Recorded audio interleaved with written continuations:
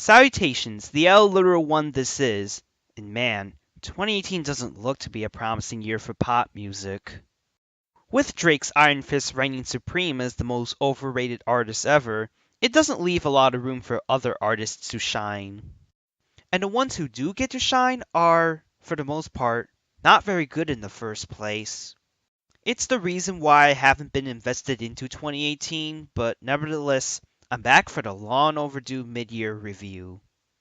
These are the top 5 worst and best hit songs of mid-2018. Gucci gang, Gucci gang, Gucci gang, Gucci gang, Gucci gang, Gucci gang, Gucci gang. Fuck the song, fuck the song, fuck the song, fuck the song, fuck the song, fuck the song, fuck the song, fuck the song. Someone that's afraid to let go. You decide if you're ever gonna let me know. Yeah, suicide if you ever try to let go. I'm not going to spit on XXXTentacion's grave, but let's face facts. The only reason why this song hit number 1 is due to his death, causing people to go back and listen to this song. As for the song itself, it really is not good. Sad! Really feels like a sad shell of a song in its own way, being under 3 minutes and only having 1 verse. And the line, suicide if you ever try to let go. What the serious heck? You're threatening to kill yourself if your girlfriend tries to leave you? Depression doesn't excuse you being a scumbag here. If it's meant to be, it'll be, it'll be. Baby, just let it be. If it's meant to be, it'll be, it'll be. The constant repetition of meant to be gives me flashbacks of I'm a Bee, and I thought we were done with the Black Eyed Peas references. So, aside from the repetitive and annoying chorus, we have a case of BB Rexa playing the I had a bad past relationship girl. Florida Georgia Line goes with the painfully obvious I'ma compliment this girl to oblivion attitude to try to get together with the girl, which it clearly says in the second verse that she doesn't want that attitude due to her past. Even in spite of all these problems, it's still somehow not nearly as bad as... Don't go look at me with that look in your eye. You really ain't going nowhere without a fight. I hate this song! The more I listen to it, the more that literally everything in this song infuriates me. First of all, Meghan Trainor is officially back. Anne Marie? That's just Meghan Trainor's alias, seeing how the lyrics showcase her to be the dumb, unlikable bitch she is. If the guy is being way too cleany, stop being friends with him. Him showing up at your place at 2 in the morning shows that he is a stalker, and so you should have no business giving him hope that you'll fall for him by sticking around.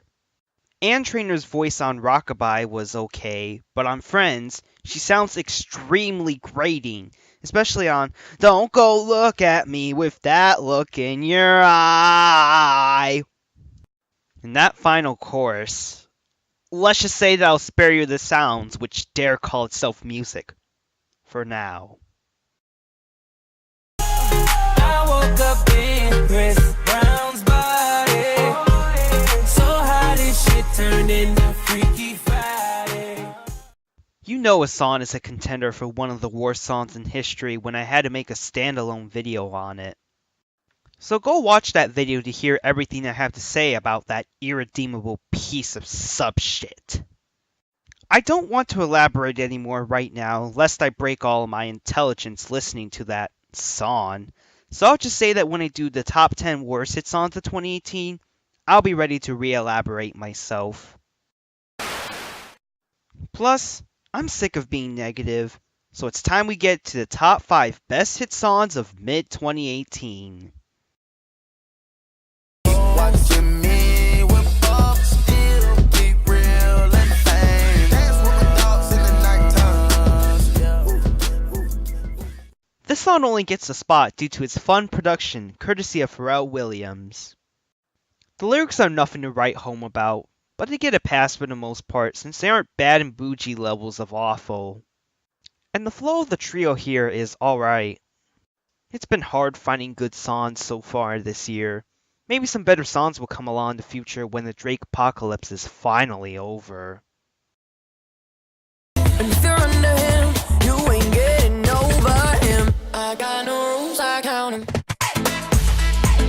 I got no rules, I count 'em. In stark contrast to Stir Fry, New Rules earns a spot on my list by lyrics alone.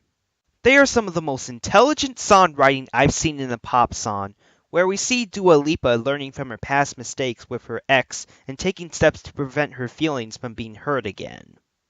I love how her vulnerability is juxtaposed with her determination to be a better person. To paint yourself as being vulnerable to temptation, yet on the way to resisting it is quite the challenge to pull off, but Dua Lipa did it with style. Unfortunately, the music production does no favors for me, but that doesn't stop the lyrics from reminding me that intelligence isn't dead, it's waiting for those who deserve it.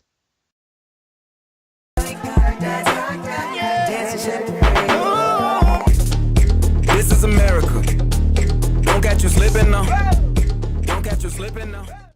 It's amazing how, among all the week's Drake songs stayed at number 1, we got a break with This Is America debuting at number 1. This is one hell of a haunting song, from the bass really kicking in just before the chorus, to the lyrics mastering the art of being subtle, with amazing vocal performances from everyone involved, and topped off with a quiet message that America needs to spend less time in the bliss of ignorance and more time on dealing with the deep-rooted problems in black communities which go unnoticed in media. The song is at its strongest with its music video, but even without it, it's still a phenomenal song which brings home the phrase, slow and steady wins the race. Hit that Lil Jon, okay.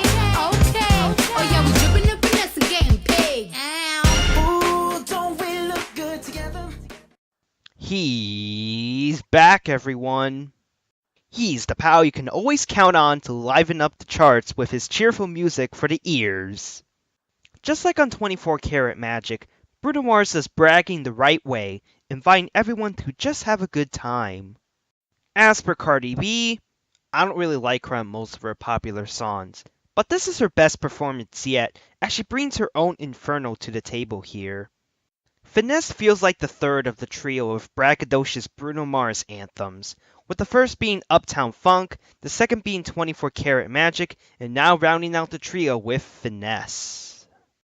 The best part about them is that they never get old, seeing how scarce energetic music is on a thoroughly modern age of pop music. I just want you to come with me. We have another mentality. Ain't got no tears left to cry. Ariana Grande is one of the best music artists of the 2010s, and man, her comeback single really hits hard.